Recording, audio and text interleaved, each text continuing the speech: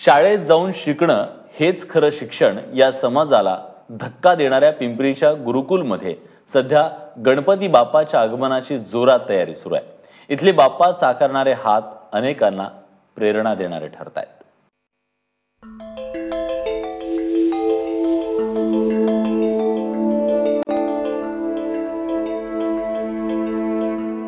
मंडळी, हा बाप्पांचा मूर्ती साकारणारा कारखाना नाही, तर ही आहे मुलांच्या कला कौशल्याला जोपासणारी, वाढवणारी गुरुकुलम शाळा.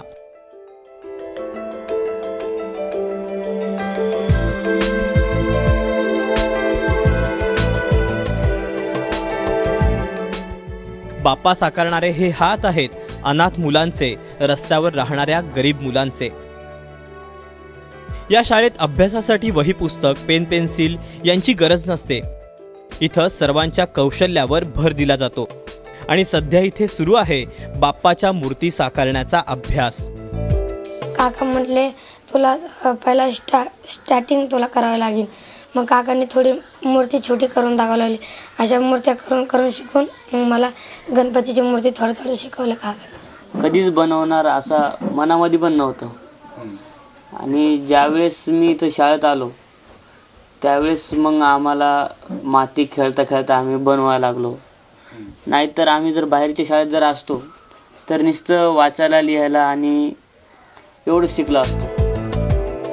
तर असंय मंडळी, आपल्यासारखं साधं शिक्षण या मुलांना आवडत नाही. मूर्त्या बघत बघत चिखलांचे गोळे करायचो, भांडे करायचो छोटे छोटे. मग काका मूर्त्या जसे बनवायचे तसे आम्ही पण प्रयत्न करायचो बनवायचं. पण लहान असताना एवढं काही जमलं नाही. मग मोठ्यापणे हळूहळू प्रयत्न करता करता मूर्त्यांची आवड लागली आणि मूर्त्या बनवायला लागलो आम्ही. माझ्या हातून गेलेल्या मूर्ती तरी गणपतीच्या मूर्त्या मी तरी महिन्याभरामध्ये 150-200 तरी गणपती साच्यांमधनं काढतो. 5-6 10-12 गणपती हाताने बनवतो.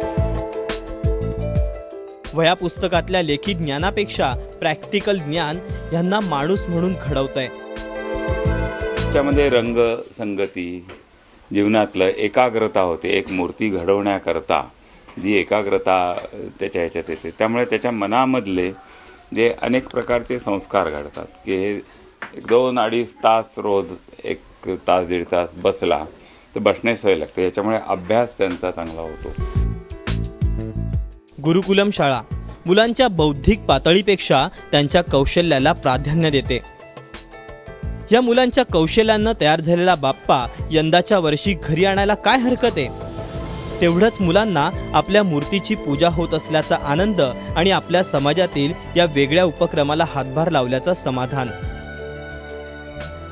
नाजिम मुल्ला, ABP माझा, पिंपरी चिंचवड.